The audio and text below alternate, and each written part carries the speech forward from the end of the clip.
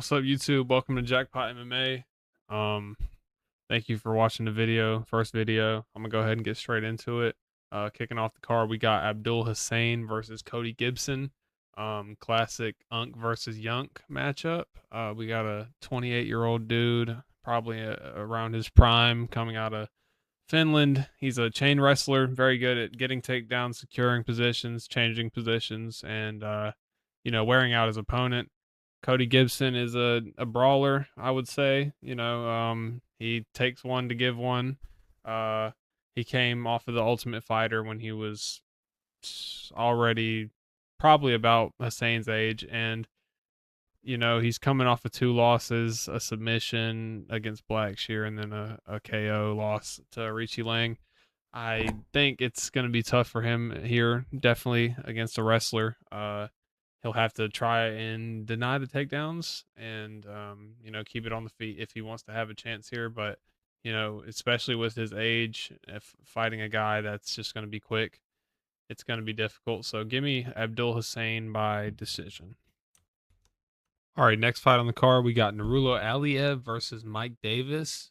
Personally, I'm a Mike Davis fan because he's replied to one or two of my comments on Instagram before, not to flex or anything, but yeah, he's the underdog coming into this fight. He's had some injuries throughout his career. He's 33 years old, fighting a guy that's 25 and 11-0.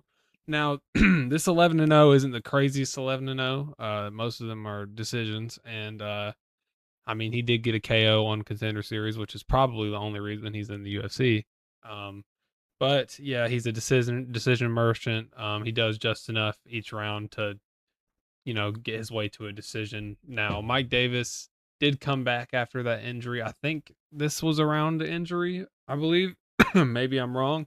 But yeah, he lost to Ferris ZM and then he came back and got a win against Mitch Ramirez, which is not a crazy win at all because Mitch Ramirez is kind of a bum. But, you know, uh, with him being plus 190, I think that's kind of disrespectful. I think he is honestly the better wrestler in this matchup, despite what the public is thinking. Aliev might be more wanting to wrestle. He might be the one that tries to initiate the wrestling. Mike Davis probably won't want to wrestle at first, but either way, I think he will have the advantage in those grappling exchanges. So give me the plus money in this matchup. I like Mike Davis by a potential submission, but probably a decision, or Aliev could point out a decision obviously as well. But I think his undefeated streak ends here. All right, next fight on the card, we got Ishmael Bonfim, one of the Bonfim brothers, versus Axel Sola. Axel Sola is a Frenchman coming off of a loss, a war against Mason Jones, absolute war. Now, yeah, he's definitely got dog in him. Now that's the thing in this fight that stands out to me. Ishmael Bonfim, if he's not taken off in the beginning of the fight, um, he kind of goes downhill. You saw that happen in the Padilla fight. He kind of just started to slow down, and I think Axel Solo will probably just keep coming at him. He's a big dude. He's got the reach advantage in this fight. A lot of height on him, like 5'8" versus 6 foot. That's a lot. He's gonna just keep coming at him. He's gonna just keep stepping forward and eventually break Bonfim. And I think we'll probably see a round 2 finish from Sola. Next fight on the card, we got Santiago Ponzinibbio versus Sam Patterson. Sam Patterson coming off of a loss versus MVP, which is a reasonable loss. MVP is a tricky fighter to go against. Took him to a decision. Now Ponzinibbio coming off of a KO versus Daniel Rodriguez. He's old, about to be 40 years old. We got Patterson, who's 30 in his prime. I think if this gets to the mat at any point in the fight, Patterson will probably get a submission because he knows what Ponzinibbio is going to do. He's going to come straight, come forward, throw stuff down the middle. It's going to be very predictable. So I think Patterson should be able to control this fight and get it done within the distance. All right, coming up next, we got Dustin Jacoby versus Muhammad Saeed. Saeed, undefeated, coming in as the underdog. Has some good finishes on his record. Has some major pop. He's quick. He's young. He's a tall dude. Jacoby is a very good kickboxer. Cashes the underdog many times.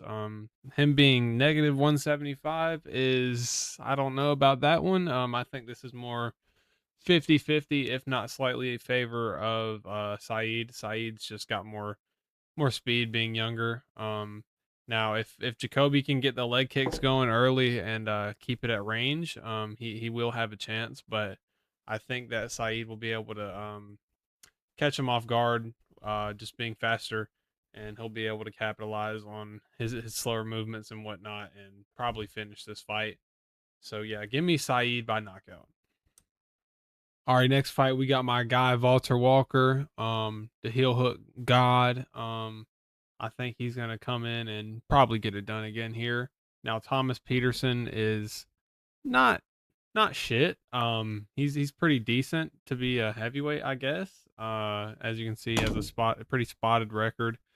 Now, if Walter does not come out and get this submission within the first half a round, I'd say he probably will be fucked. I think that Peterson will probably beat the shit out of him if Walter does not get it done early. Now, we have not seen Walter striking in a while. We haven't seen him on the feet at all. So maybe he could have improved. Maybe I could be wrong. Maybe if it goes on the feet, Walter will beat his. Maybe he'll beat the shit out of Peterson. Um, but I don't think we'll see that. I think that Walter will probably get it done pretty cleanly. Peterson doesn't really have much ground game. I think he'll probably get subbed in the first round. As you can see, that's what his record shows is going to happen. You know the pattern: win, loss, win, loss, win, loss. We're going to probably see another loss here. So yeah, give me Walter Walker to go on a 5-fight win streak here and get another submission. That's the play I'm going to take. Walter Walker by submission. Now here we got Abubakar Vagayev versus Saigid Izagakmaev. Two guys fighting out of Russia. Now, Izagakmaev was on a pretty good tear before he lost as a big favorite against Nicholas Dalby. He ended up losing a split decision 8 months ago, and that was a not a good loss to have. And he kind of just gassed out and got fucked up at the end of that fight and kind of gave up. Now Vagayev is coming out of ACA. Never heard of it. Now I'm gonna take from what my guy Kunis said here. I watched this video and he said play Izagakmaev here. He said that Vagayev is just not dangerous. Now I'm just gonna roll with that because as far as what I can see from the film, it seems to be true. I don't like the fact that Izagakmaev gassed out last time, and that was only 8 months ago. I'm really hoping that his cardio will be better this time around. I'm not sure if I'm gonna parlay this. I might play it in a 3-leg or a 2-leg, but we're gonna go with Izagakmaev to win here.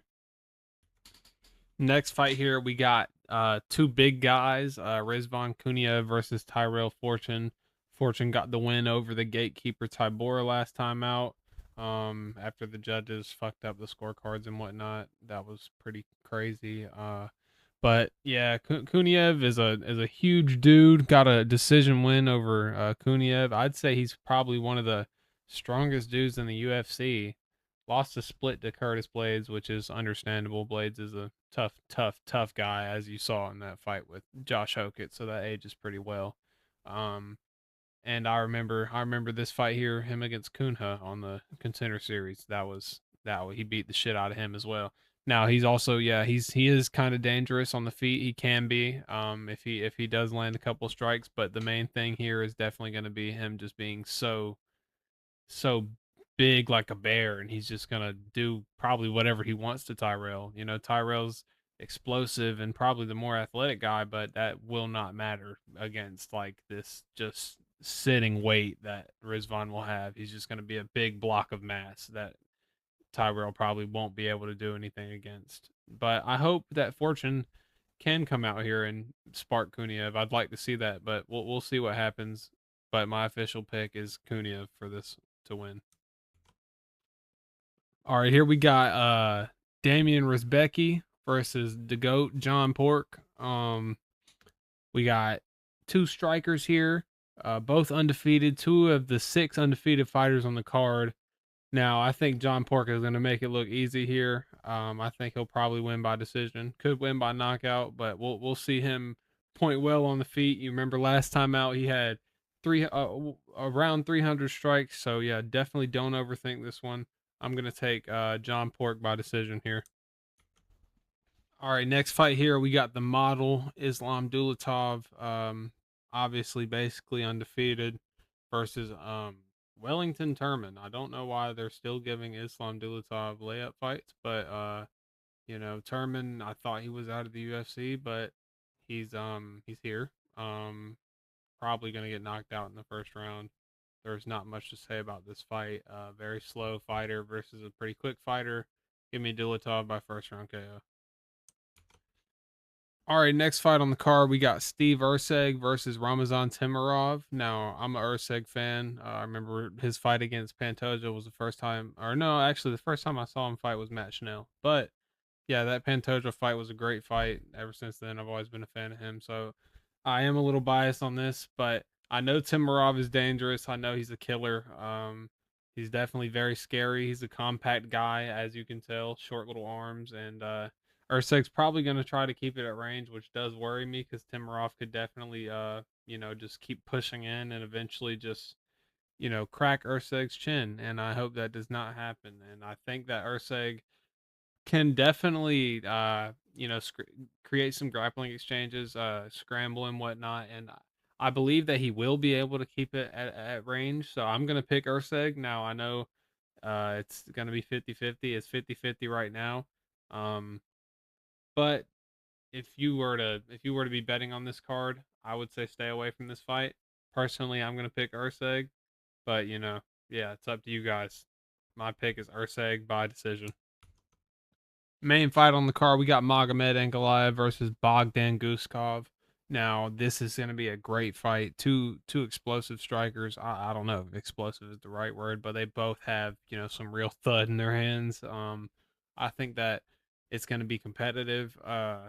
Most people are definitely picking Magomed. As you can tell, he is a negative 600 favorite. Now, I'm a Guskov fan. He trains with my guy Walter. Um, I think that he can take Magomed to deep waters for sure. I think that he can let in some heavy strikes and maybe even hurt him. But obviously, I'm gonna pick Magomed Ankalaev. I think that he's just too sound of a kickboxer at this weight. But I do hope that Guskov can win. I hope that he knocks out Mago. But let's go, let's go with Magomed Ankalaev by knockout, or maybe decision, but probably knockout. All right, appreciate you guys for watching the video. Hope you guys hit on your picks. Just want to end it off with some crazy news. LeBron to the 76ers. If you guys want to see any type of other content, let me know. I'm going to try to stick to MMA mainly for now. Thank you guys for watching. Until next time.